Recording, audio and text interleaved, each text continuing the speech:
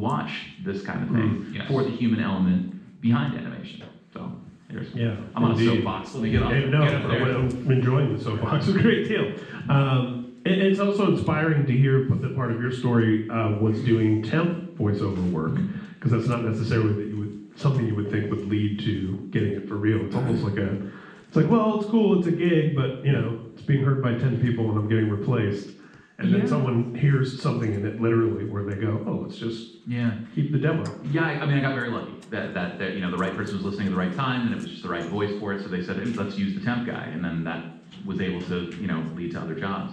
It's very, very lucky, right place, right time. But in the meantime, I was getting a lot of practice, and that's the other thing I can say. If you are interested in doing any kind of voice work or performance work, is read aloud, because you got to get used to the sound of your own voice, and then listen to all kinds of media, watch all kinds of animation, but read, because I mean, that's the job. Even whether it's Rick and Morty or whether it's several auditions in a day, you're given copy. You don't have time to memorize it, because it's a much quicker turnaround for voiceover often. Oh yeah. And so you're constantly reading. You have to really get good at picking it up off the page and making 3 choices about it. Yeah. And then trusting yourself. Not worried about. That's the hardest part, man. Is trusting yourself. Yeah. Not listening to it and overanalyzing what you think they want. Because you just have to do your best job and put your voice into it, literally, and your creative voice, and then let it go. Yeah. And it's hard. There are a lot of famous animation properties that iconic, beloved things where like Mike Judge in Beavis and Butthead, or Looney Tunes. You think about like Mel Blanc and Tex Avery, and all these names that are associated with a lot of these like classic things, and of course The Simpsons. I mean, it's like Van Halen getting Sammy Hagar, or Iron Maiden getting Bruce Dickinson. Like sometimes it's AC/DC. There's these handful of bands where it's like just as or more successful, and sometimes it kind of falls on its face. I can only imagine the pressure involved in coming into something like Rick and Morty that's so established and so beloved, and being like, okay, I'm dating myself here, but it's like there's a season of the Dukes of Hazzard where the 2 stars left and it was their cousins for a season. I think it was a contract dispute. Anybody remembers that? The Duke cousins.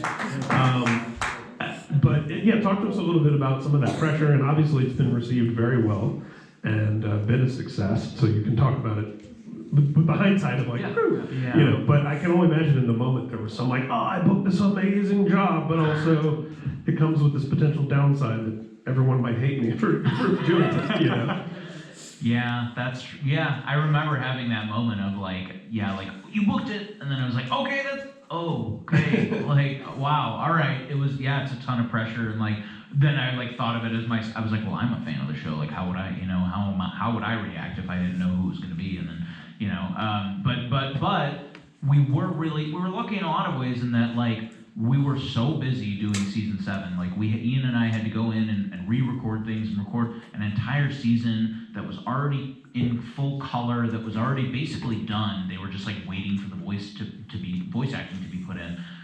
So we were like, just go, nose to the grindstone. And on top of that, we were also like perfecting the voices, because our voices from the audition and the callback like weren't good enough, honestly. Like they got us to that point, but then once we had the jobs, they were like, okay, like you're working with a vocal coach like basically every day. You're doing these long sessions and trying to nail down the voice and get these certain words pronounced correctly, and whatever. So we were so busy and so focused on doing that we just didn't really have time. I didn't really have time to like feel that pressure and be nervous. Luckily, I had plenty of time once we were done, and the season came out, and then people could say whatever they wanted to say. Your boos mean nothing. I've seen what makes you cheer. Exactly. We were also really lucky in the fact that the writing, like, in my opinion, season 7 is the best season of Rick and Morty so far.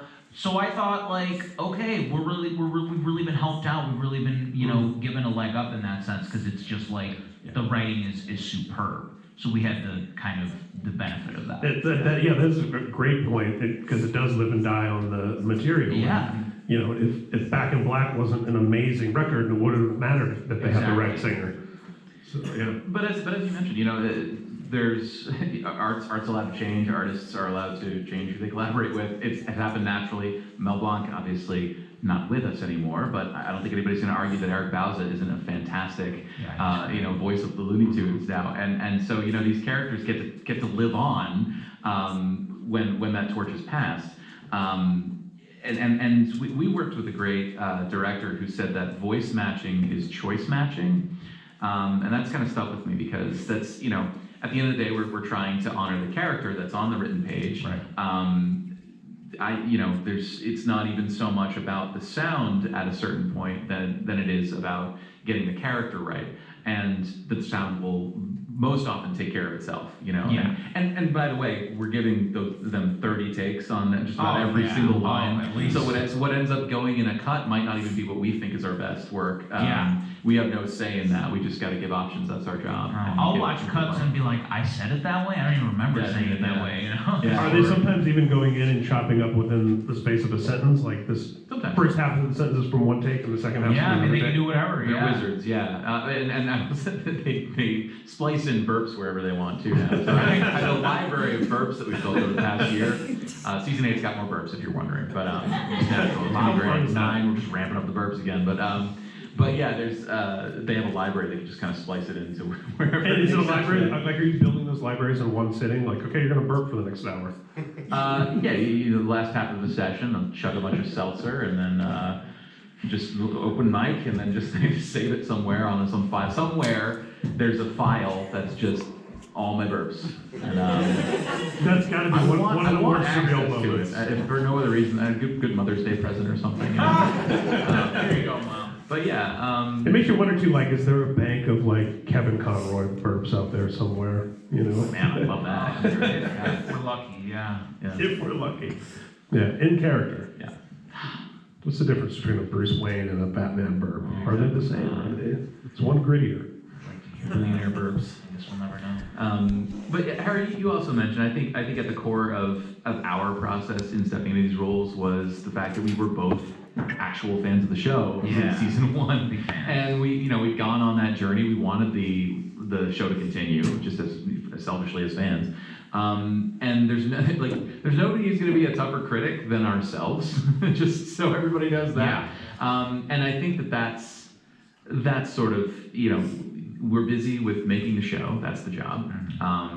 Certainly not going to complain about it, because it is a dream come true to step into this role.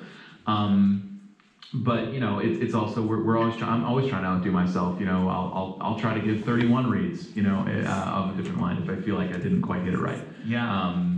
Just so that they have options. Yeah, and we'll go back and Ian's really good about this. We'll go back. We have access to the episodes, and so we'll listen to them. Yeah, we'll listen. Okay, go through. Major spoilers. Don't love that line. And redo it. Hey, do you mind if I take one more swing at this line because I want to try something else? And because we're huge fans of Rick and Morty, so we obviously always want to be doing the best that we can. Exactly. And there's so many factors in entertainment as an industry and just even in any given project that has so many collaborators, that so much of it's out of our control. So any bit that is within our control, we want to do our best at and put our best foot forward. And then we trust our team because they've been with the show and the characters much longer too. It's great to voice Rick, but there's really 100 people who are Rick because there's somebody just draws his hair, somebody draws his mouth. There's a whole studio in Ireland where we just